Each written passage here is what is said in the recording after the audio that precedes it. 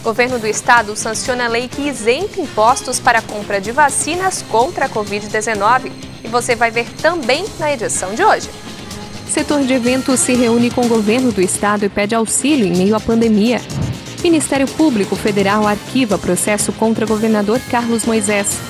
OMS diz que vivemos o ponto mais crítico da pandemia. Ministério da Saúde divulga a lista de quem está com a segunda dose da vacina contra o coronavírus atrasada. Senado aprova projeto que garante registro de aplicação da vacina. Criciúma realiza dia D de vacinação contra a gripe. Moradores de Criciúma reclamam de obras de ampliação de cemitério. Prefeitura do Balneário Rincão quer revitalizar Plataforma Sul. E vereadores de Criciúma aprovam projeto que define igrejas como serviço essencial. As notícias de Criciúma e do sul de Santa Catarina você confere a partir de agora. Está no ar a edição de hoje do Informe Região.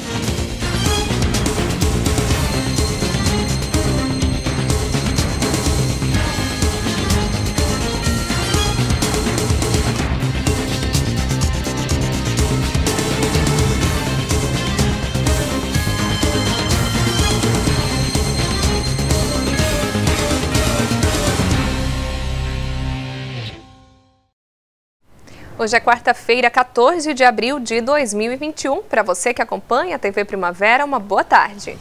Foi sancionada em Santa Catarina a lei que isenta impostos na compra da vacina contra o coronavírus. Santa Catarina se tornou o primeiro estado a isentar de impostos a compra de vacina contra a Covid-19 e de insumos para sua fabricação. A lei do deputado estadual Milton Robbos, do PSD, foi sancionada na tarde desta terça-feira pela governadora em exercício, Daniela Rainer, em ato realizado no Centro Administrativo. Na verdade, nós estamos pensando lá na frente, né? No primeiro momento, a gente sabe da dificuldade de se comprar vacinas, de se encontrar vacinas, e acredito que todas as vacinas que os laboratórios internacionais fornecerem para o Brasil será via governo federal num primeiro momento. Mas no segundo momento, isso é necessário. É necessário porque Santa Catarina é um polo de importação e exportação muito forte. A isenção do ICMS dos insumos para a produção de vacinas pode também incentivar para que nós voltamos a produzir mais vacinas ou imunizantes aqui no estado de Santa Catarina, incentivar os laboratórios. Então, esse projeto tem a visão e o alcance de médio e longo prazo. A alteração fiscal acontece um mês depois de o presidente Jair Bolsonaro sancionar uma lei que autoriza estados, municípios e o setor privado a comprarem doses. E as empresas também podem adquirir desde que doem para o Sistema Único de Saúde, o SUS.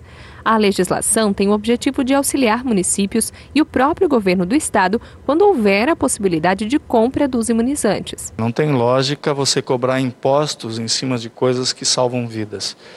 O imposto tem que ser cobrado em cima da atividade produtiva, que agrega valor, renda. Esse é o imposto que nós devemos agregar. Mas nós vivemos uma pandemia internacional, e não é justo que a gente pague imposto. E para isso a gente tem que criar os instrumentos de legalidade, que é esse projeto de lei que a governadora sancionou hoje. O deputado reforça ainda que o texto foi feito pensando no futuro. Esse projeto de lei ele tem um alcance muito grande e ele tem uma visão de longo prazo, né? A pandemia não vai acabar amanhã, né? Nós vamos ter uma sequência disso, né? Ano que vem vai ter que vacinar todo mundo de novo.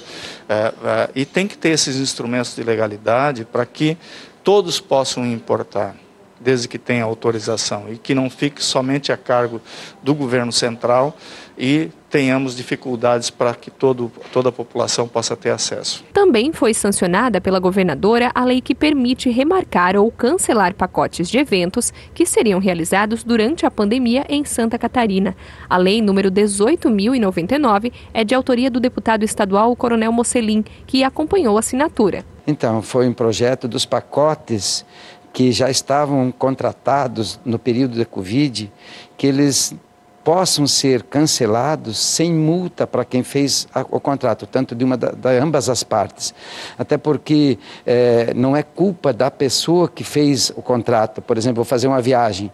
mas devido ao Covid não vou conseguir fazer. E aí eu receber multa ou não receber os valores de volta, fica complicado. Então ele suspende esse prazo e isenta de multa no caso de rescisão desses contratos. Eu acho que é o principal objetivo, até para a gente é fácil de entender que não é culpa nem de uma parte nem de outra. A medida proíbe a cobrança de qualquer taxa ou multa pelo adiamento do evento, cuja data de realização vai ficar a critério do contratante, desde que não ultrapasse 18 meses após o término do decreto de calamidade pública relativo à pandemia.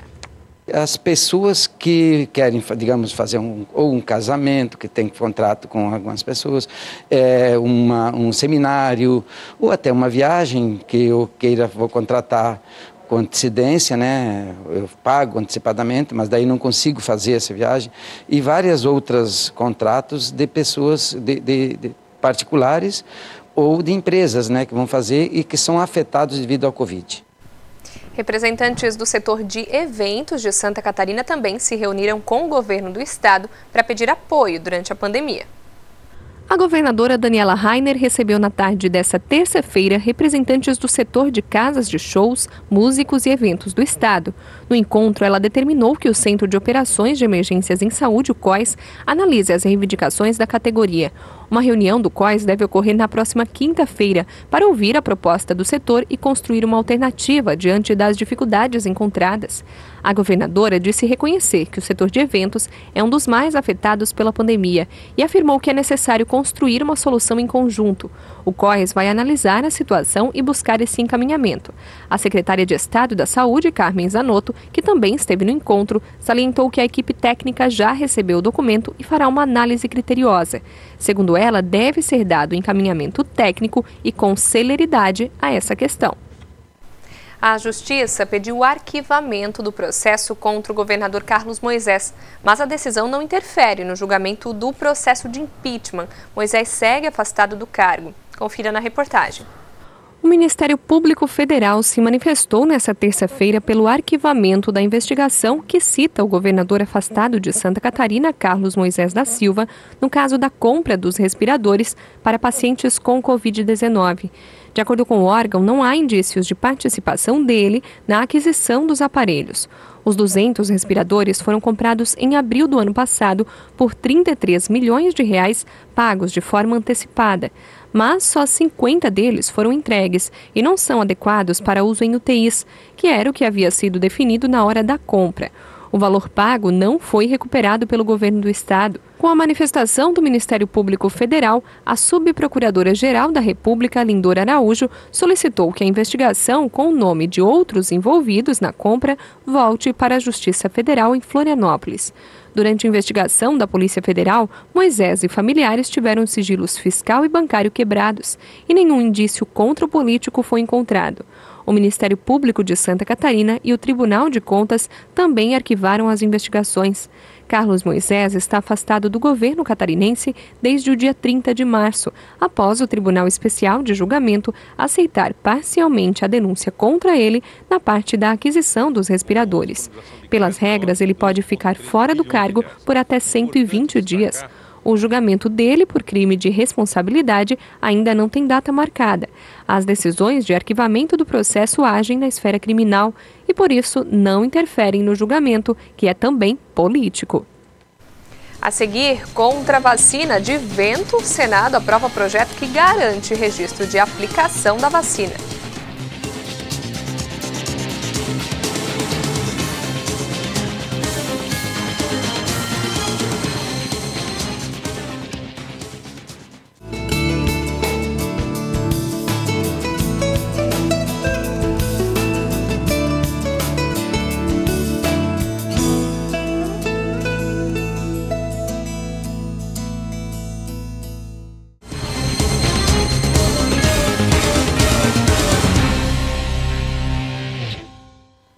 A pandemia de Covid-19 entrou em uma fase crítica, com o aumento dos casos, apesar das restrições e das campanhas de vacinação.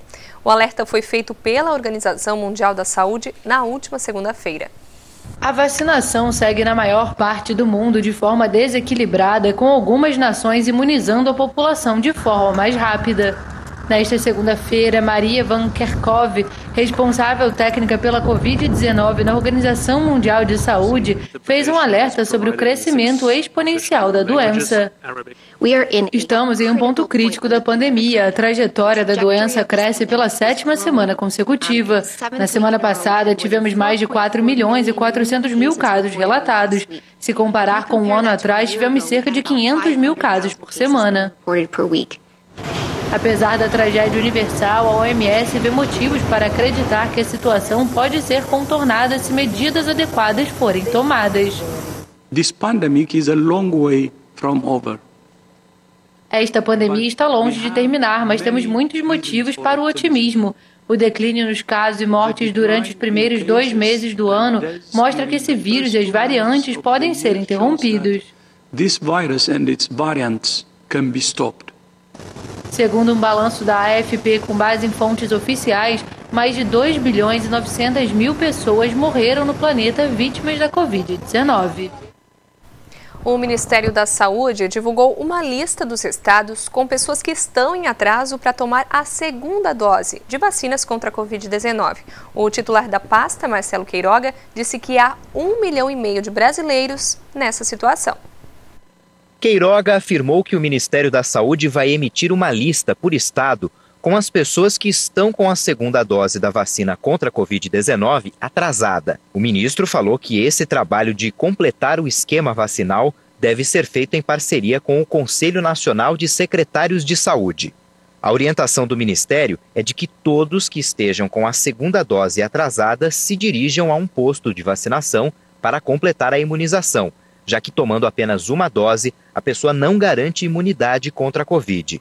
Para a vacina da AstraZeneca, a maior eficácia é alcançada quando o intervalo entre a 1ª e a 2ª dose é de 3 meses. Já para a Coronavac, o melhor resultado, de acordo com os estudos, ocorre quando a 2ª dose é aplicada no intervalo de 21 a 28 dias.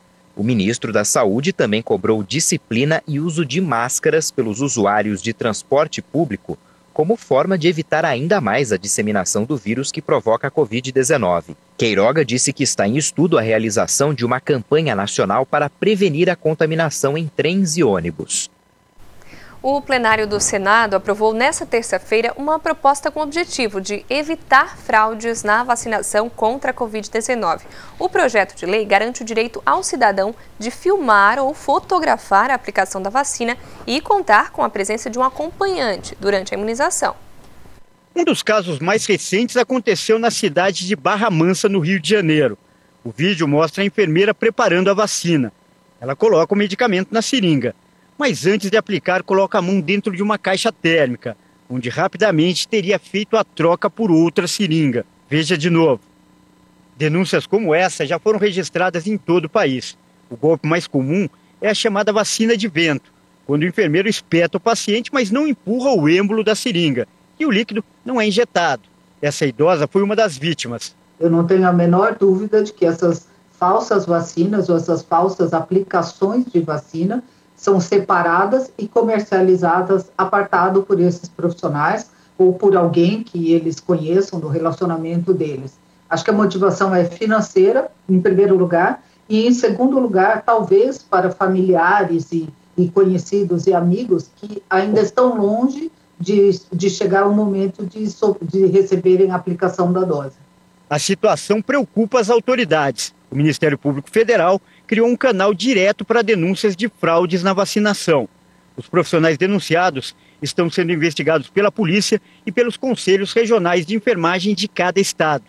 Só em São Paulo são 21 processos que estão em andamento. E caso a culpa for comprovada, o enfermeiro pode ser punido com multa, suspensão e até a cassação do registro. Quando a denúncia ela chega ao Conselho Regional de Enfermagem, nós vamos até a instituição ouvir o profissional, ouvir as partes que estavam envolvidas naquele cenário, avaliar toda a perspectiva que estava em volta daquela vacinação, para depois chegar a um veredito de que realmente houve ou não algum tipo de infração. Para diminuir a desconfiança da população após as denúncias, o Conselho orientou os profissionais de todo o país a adotarem protocolos que aumentem a transparência do processo.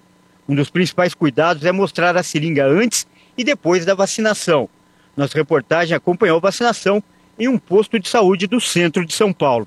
O que a senhora achou desse procedimento, mostrando a vacina antes, preparando e depois mostrando ela vazia? Mais seguro, e assim ninguém tem gana, né?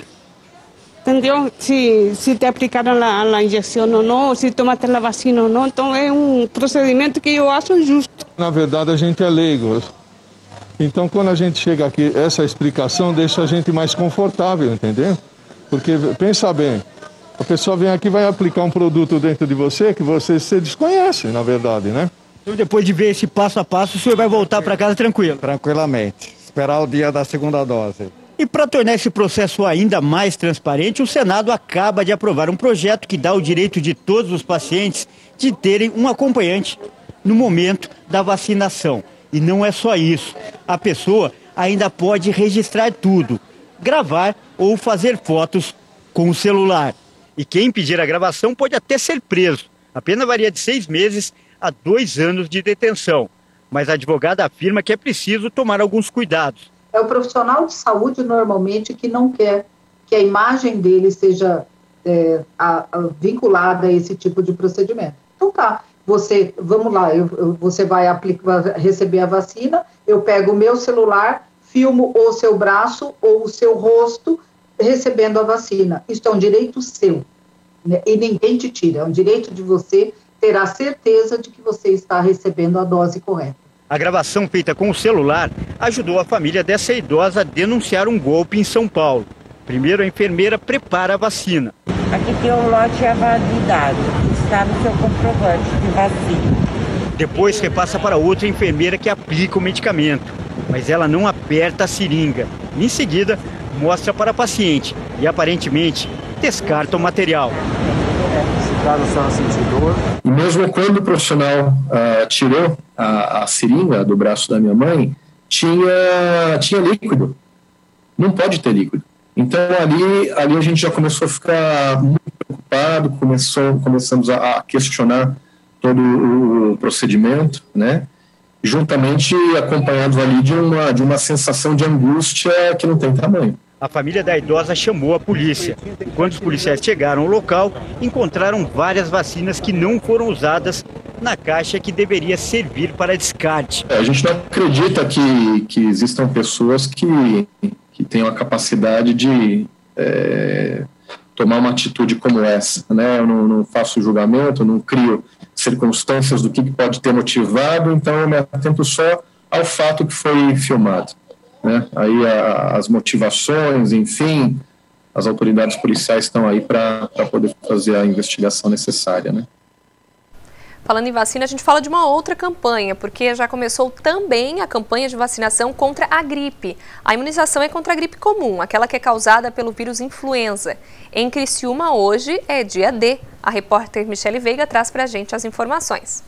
Hoje aqui o município de Criciúma tem o dia D de imunização contra o vírus da influenza. Os postos de saúde estarão abertos no horário especial das 5 da tarde até as 9 da noite, à espera das crianças a partir de 6 meses de idade até 6 anos e também das grávidas e das mulheres que acabaram de ter filhos. Tudo isso para evitar aglomerações nos locais de atendimento. O próximo dia D para esse primeiro grupo, onde vão receber a imunização contra o vírus do H1N1 ou a influenza, na próxima quarta-feira, feriado nacional, dia 21, onde também as unidades estarão abertas das 8 da manhã às 5 da tarde. Portanto, hoje é um dia importante e um horário especial de atendimento aqui em Criciúma para se vacinar contra o vírus da influenza. Lembrando, crianças até 6 anos, de 6 meses a 6 anos, grávidas e mulheres que acabaram de ter filhos. Com informações para Informe Região, repórter Michele Veiga.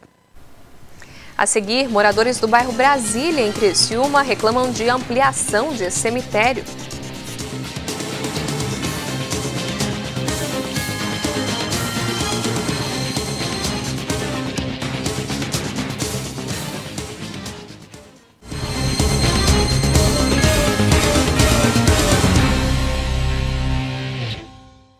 As obras de ampliação em um cemitério em Criciúma estão gerando uma mobilização dos moradores. A repórter Michele Veiga foi até o bairro Brasília, onde está o problema, e mostra pra gente.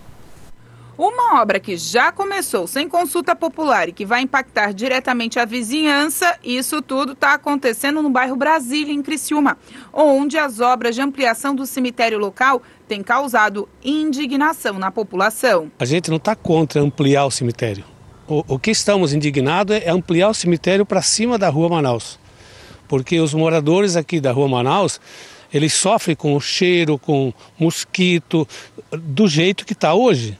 Você imagina quando ampliar 30 metros para cá, como vai ficar esses moradores aqui do bairro do Brasília e da Rua Manaus. A obra já começou, os moradores não foram consultados, o que está gerando muita repercussão e indignação para quem mora aqui no bairro Brasília. Eu sou muito contrariada, porque dia de calor, e mesmo sendo sem dia de calor e de vento, as mitingas dos caixão, dos túmulos, vem tudo para dentro das nossas casas.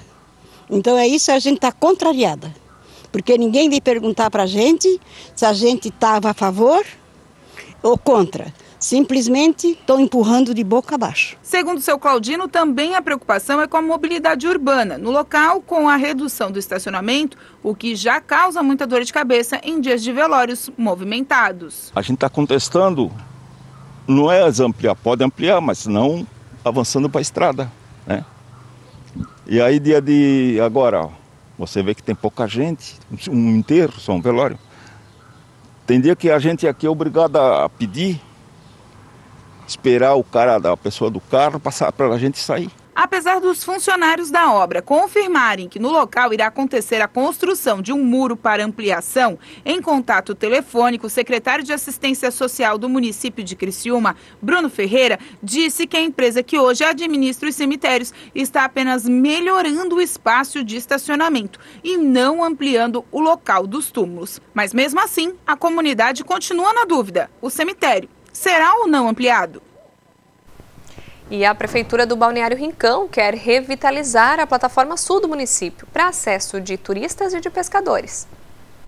Interditada desde o ano passado por problemas em parte de sua estrutura, que estava precária e oferecia perigo a quem acessasse, a plataforma foi tema central de uma reunião realizada entre empresários e o prefeito Jairo Custódio nesta terça-feira.